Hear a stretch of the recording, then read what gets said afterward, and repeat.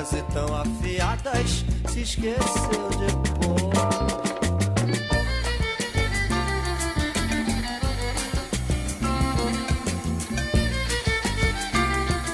Na concepção desse evento, a gente está convidando músicos de vários matizes, vamos dizer assim, e que tem todos eles uma trajetória longa na música popular brasileira e também na música erudita, né? E nesse primeiro encontro, a gente quis abrir com força, né? E convidamos o Jorge Maltner, que nos honra com a presença, que se dispôs a vir com um prazer enorme estar aqui. Não vou fazer apresentações dele, né, acho que dispensa, né? O público aqui revela, né, e é legal ver esse público tão eclético, né? E esses encontros, a gente pensou numa modalidade de conversa, de bate-papo, entre o artista convidado e o mediador, né? E pensamos que, como o Jorge Maltner é uma figura que, além de poeta e músico, é um filósofo, não no sentido acadêmico, mas no sentido forte da palavra filosofia, a meu ver, a gente entendeu que seria legal uma parceria de alguém que, além de gostar de música bastante, gosta também de ideias, gosta de pensamento, e pensamos na pessoa da Vera Casanova, que é professora aposentada da Faculdade de Letras. Boa noite. É com grande prazer que eu estou aqui ao lado desta grande figura, que já passa dos 70, mas parece que não chega aos 50. Obrigado, mas eu acho que... Não é não? Obrigado. Enfim, a gente vai puxar algumas coisinhas do tipo, essa pluralidade que é a característica do Maltner, Henri Georges Maltner. E essa pluralidade, eu gostaria que ele falasse imediatamente sobre isso. Esse artista plural que você sempre foi. Eu agradeço as palavras, agradeço a presença de todos. E eu vou dizer o que, na verdade, eu nasci um mês depois dos meus pais chegarem fugidos do Holocausto. Eles saíram em 39, eu nasci em 41, e meu pai, já em 41, ele tem selos antinazistas, ele já veio, em 41, Getúlio já estava ainda apoiando o eixo, mas já era, enfim. E acontece que minha mãe ficou muito traumatizada, claro, os acontecimentos, morte de família, e a minha babá era muito jovem, e ela era filha de santo, de candomblé. E ela, na verdade, que ficou cuidando de mim. E eu, todos os fins de semana, 2 dias, às vezes 3, ia para o candomblé com ela. Ela me levava desde 1, 2 anos de idade. E muito cedo, os trabalhos começavam, eu no colo dela. Aí eu adormecia com os tambores, acordava na camarinha. Então, durante 7 anos, a infância é tudo, né? Eu fui totalmente influenciado por toda a beleza do candomblé, por tudo. Inclusive, tem detalhes aí, que tem no filme O Filho do Holocausto, que um dia nós estávamos no Catete, eu morava perto lá, então ela, antes do candomblé, ele me levava como babá, e estávamos no Jardim do Catete. E aí se aproxima um cidadão de etnia alto, era o Gregório Fortunato, aquele do Getúlio, né? Então ele chegou, beijou a mão dela e começamos a conversar, tudo. No 3º, 4º dia ele falou, não, acho que ele falou com o Getúlio, eu não sei, vem conhecer o presidente, eu quero apresentar ele, porque já era, imagina, eu tinha 4 anos. Aí eu me aproximei do presidente Getúlio e ele falou, eu bati continência já, ficou isso aí, que você é da onde? Eu sou brasileiro. Aí ele falou, e os seus pais? Eu falei, coitados, são estrangeiros. Isso é que determina minha vida toda. Depois, aos 7 anos, minha mãe se separou do meu pai, enfim, por vários problemas, e eu fui para São Paulo, onde eu tive meu padrasto, que era o primeiro viola do Teatro Municipal, e eu comecei a aprender violino, e o meu pai também frequentava, o meu pai, meu padrasto, minha mãe, todos em alemão, tinha discussões o tempo todo sobre o Terceiro Reich, meu pai deslumbrado pelo Brasil, e eu tive todos os livros recomendados por ele, então eu fui incentivado, isso sempre recebido de braços abertos, então essa é minha essência, meu início. Então, e comecei a escrever O Deus da Chuva e da Morte em 1956, e logo fiz o Partido do Caos, com um K, né?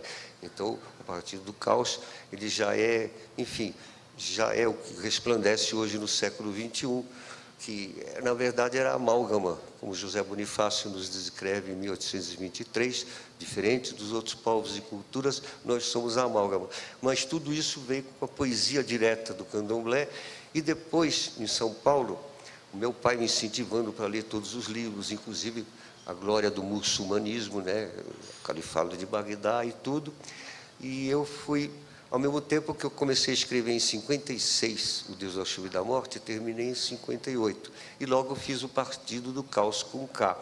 Esse Partido do Caos vai se estender até 62, quando foi publicado O Deus da Chuva e da Morte, que recebeu o prêmio Jabuti. E aí nós tínhamos 3.000 partidários desse Partido do Caos, que, imagina, reunia tudo, era pacifismo, Krishnamurti e a amálgama do Brasil. Então, meu pai era deslumbrado pelo Brasil. Ele me recomendava os livros em alemão e dizia, tudo isso para fazer campos de concentração. Então, ele era o maior brasileiro exultante. E o meu padrasto, o violinista, era o primeiro viola do Teatro Municipal, ele fazia bico na Rádio Record de São Paulo, na Rádio Tupi, e lá eu ia com ele até 14 anos, deslumbrado. Eu conhecia Aracide Almeida, ele botou no colo, o Jackson do Pandeiro. Então, era o tempo todo. Eu aprendia violino, tinha meio raiva do virtuosismo, assim, fazia rabeca já. E queria fazer um reparo aqui importante, porque no Estado, o jornal Estado de Minas, foi por causa da entrevista por telefone, caía a linha, então o jornalista se enganou, mas eu quero fazer um reparo que é muito importante. Eu já estava no Comitê Central com Mário Schemberg em 1962 e o Partido Comunista queria, o realismo socialista do CPC era desprezado. Nem futurismo, nem cubismo, nem surrealismo, era a mitologia. Então, Vicente Ferreira da Silva, que Oswaldo de Andrade chamava o maior pensador do Brasil, que me descobriu através do João Quartim de Moraes, que foi líder da VPR depois, ele ficava deslumbrado já, mas a esquerda, na pessoa do Mário Schemberg, querer também uma mitologia, era uma coisa impressionante, para vocês verem o avanço, né, era a desestalinização da época. E aí vem episódios impressionantes na minha história, que estão narrados no Filho do Holocausto. Eu estava no Comitê Central, e nós tínhamos, até então, a sede era perto da Praça Buenos Aires, era uma garagem, e o Mário Schemberg chegou, dizendo que não, a proposta não era nem realismo socialista, nem cubismo, não, era uma nova mitologia que eles queriam. Imagine o nível do marxismo do partido naquela época. Então, foi impressionante. E foi ali no comitê, eu esvaziei o partido, eu e o Aguilar fizemos uma célula com o Mário Schemberg, né, que Einstein disse que era o único que poderia continuar a obra dele, Einstein. Mas ele, por paixão e amor ao Brasil, preferiu vir para o Brasil e se tornar deputado pelo partido. Então, a visão cultural é impressionante. O Maltner, no jornal, dizia que você tinha sido preso. Então, nós sabíamos, para chegar, eu vou, para dar uma lógica à história da história. Antes disso, 1 ano e meio antes do golpe, nós já sabíamos. Então, só para contar por quê. Quem me descobriu foi Vicente Ferreira da Silva, que era já o filósofo, ele era de direita, então ele tinha sido simpatizante do Eixo, tudo aquilo, o Gilberto do Melo Cujal. E em 62 eu esvaziei os 3.000 partidários e eu e o Aguilar fomos fazer uma célula com o Mário Schemberg. Lá nós falávamos de astrofísica, de mitologia. Luiz Carlos Prestes foi 2 vezes nos visitar, ele só ouvia, porque era uma coisa muito extraordinária.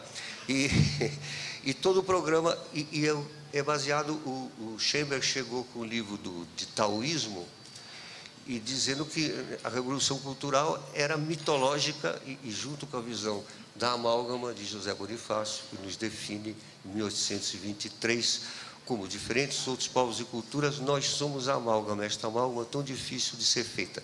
É a originalidade total do Brasil. Mas nós sabíamos do golpe 1 ano e meio antes. Então ele telefonou, era o Darcy Ribeiro, chefe da Casa Civil, muito amigo, genial, mas tinha o entusiasmo da Revolução Cubana.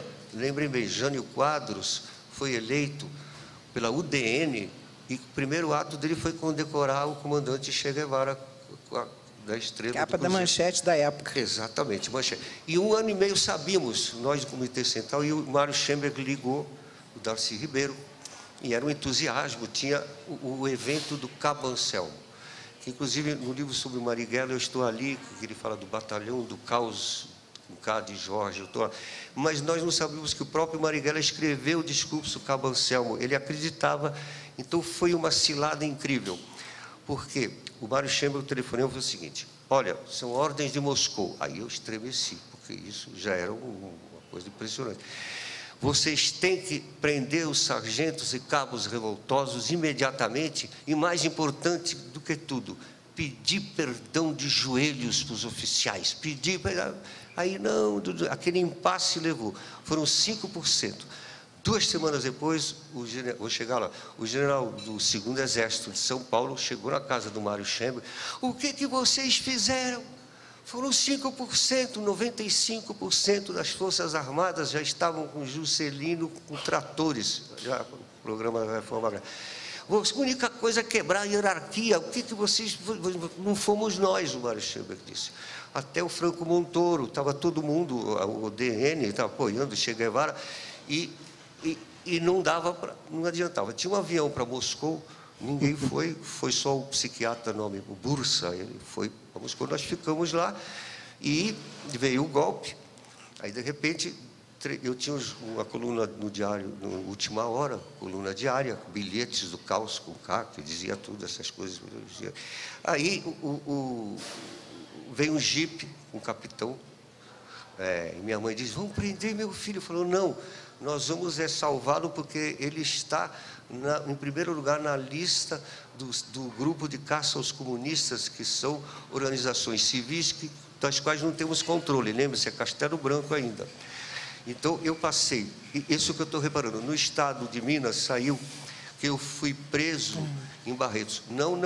Eu fui convidado pelo 2º Exército, com toda elegância, para lá ficar 3 meses falando com eles. As conversas eram geniais, que eu vou escrever. Então, eles disseram: não, você é um grande patriota, você exalta o Brasil como uma novidade do mundo, e o seu comunismo não é bolchevique, vem de Jerusalém. Aí começavam as discussões incríveis. Vocês não imaginam Heidegger e fascinados pelo texto, tudo. E eles falavam assim: olha, isso é fenomenologia, mas o povo não pode, porque eles logo querem, como dizia o Aliomar Balheiro, o problema do povo brasileiro é que quando nós concedemos a democracia para o povo brasileiro, eles querem logo fazer a Revolução Francesa. Então isso é só para nós. Em detalhes, você vai voltar, você é um grande patriota, o comunismo, mas você não vai nos atacar. E eles disseram: você vai voltar, vai se comportar, porque haverá a redemocratização, era Castelo Branco. Mas você, mesmo na televisão, quando você for dar entrevista, não adianta você falar a nosso favor, porque nós temos técnicos da Gestalt, imagem alemã, que você fala: adoro esse regime, é necessário, mas o piscar dos olhos a gente vai descobrir que você está mentindo. Olha que fantástico. Aí eu, infelizmente, bobo ou não, eu lancei 2 livros, Narciso em Tarde Cinza, o meu 3º livro, e o Vigarista Jorge, que não é autobiografia, não. Tem o prefácio do Mário Schemberg falando isso tudo, da necessidade, e o meu primeiro disco que eu gravei, que eu já componho desde 58, Vampiro, a bandeira do meu partido, em 1958, enfim. Então, lá fui eu, para os Estados Unidos, trabalhei na Unesco, e em 68, numa conferência em Caracas, que eu conheci o Robert Lowell, do qual eu fui secretário literário, e então aí eu voltei por 1 mês, eu adquiri o Green Card, vim para o Brasil, e conheci o Neville de Almeida, cineasta, que trabalhava de garçom, economizou, e fez o filme Jardim de Guerra, e foi o mais censurado também. Aí eu voltei para os Estados Unidos, e depois de muito tempo, eu estava participando com o Martin Luther King, das marchas, só encerrar contatos com o Black Panthers e com o Paul Goodman também, e o Robert Lowell, o secretário, que eu fui secretário literário dele, que me descobriu em 68 em Caracas, por isso que eu... E ele só ficava...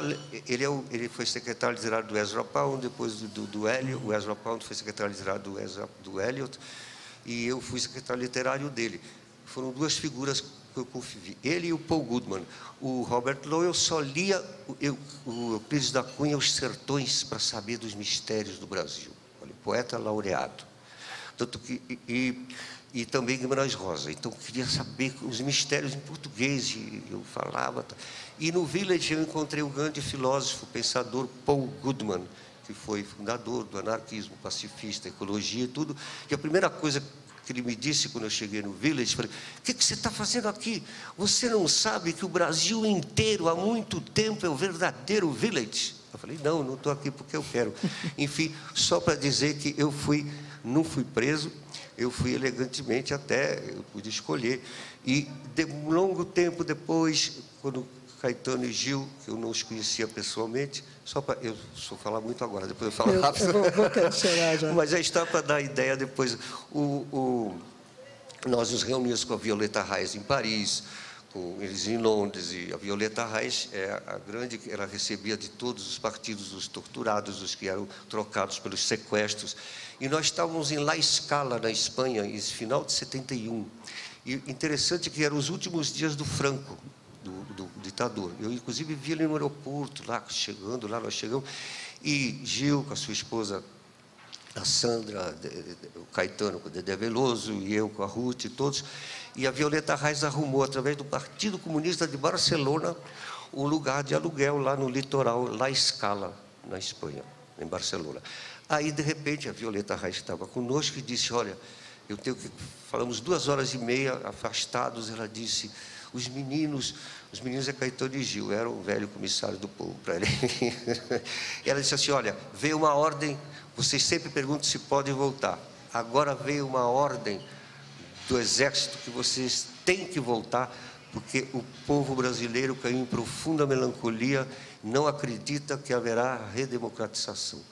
Vocês, só através dos intérpretes da música, que eles tinham exilado Caetano e Gil, justamente por vários motivos, e eu estava com eles, então é só através de vocês que podem garantir a redemocratização, senão a linha dura de 5% do Exército, que quebraram a hierarquia, conseguiam se manter. Então, durante todo esse tempo, foi através de shows, foi através do teatro, foi o povo brasileiro, como tinha o MDB e a Arena em laboratório sendo ensaiados, todos os lugares de estudantes já eram pontos. Aqui em Viçosa era um ponto assim fervoroso disso. Então, em Santa Catarina, por exemplo, tiraram o som, tinha 2.000 estudantes, eu só fazia assim, a turma, era simbólico. Então já era tudo junto, simultâneo, hoje em dia. Então tinha a linha dura e a linha não dura, que depois foi caindo aos pouquinhos. E tudo que aconteceu com o Gil, inclusive aquele cigarro de maconha que pegaram, ao mesmo tempo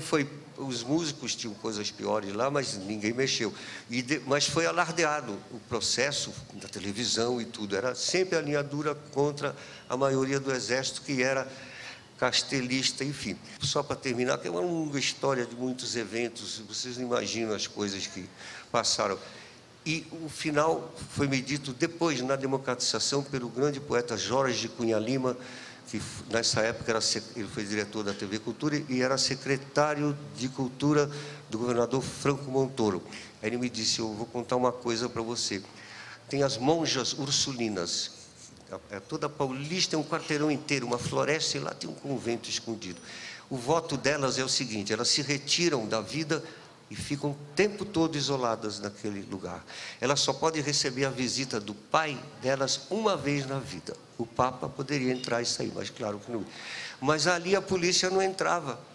E elas quebraram o voto para receberem os torturados e tudo. Então, essa é isso que eu queria dizer como introdução para esclarecer. O Maltner, deixa eu falar um pouquinho. Agora, por favor, não vou falar mais tanto.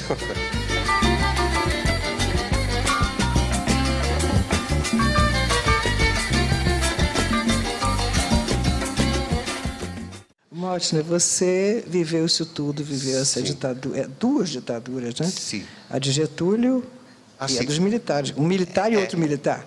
Bom, a de Getúlio, eu nasci em 41, quando eu conheci exatamente isso, exatamente. Então, tudo isso que você viveu, e a gente costuma dizer que não existe muita diferença num texto com relação à arte e vida, você tem mostrado isso no seu trabalho. Então, se a arte pensa, totalmente. Como é que você se vê nisso, como pensador, O fora e o dentro da sua obra, no caso. Olha, eu sou um pensador como dizia Benedito Valadares, na prática a teoria é outra. Então, sempre qualquer atitude, já em 56 era o Partido do Caos, estudos o tempo todo em militâncias. Inclusive meu parceiro Nelson Jacobina, que faleceu, ele também não só na música o tempo todo, mas na militância. Então, a arte é tudo, é fundamental. Eu só podia dizer que tudo começa na pré-história, Eliade. Então, é a âncora do absurdo. É o seguinte, na pré-história, hordas, antes da cidade de Ur, onde se domesticam os cereais, e vão se criar as primeiras reservatórios,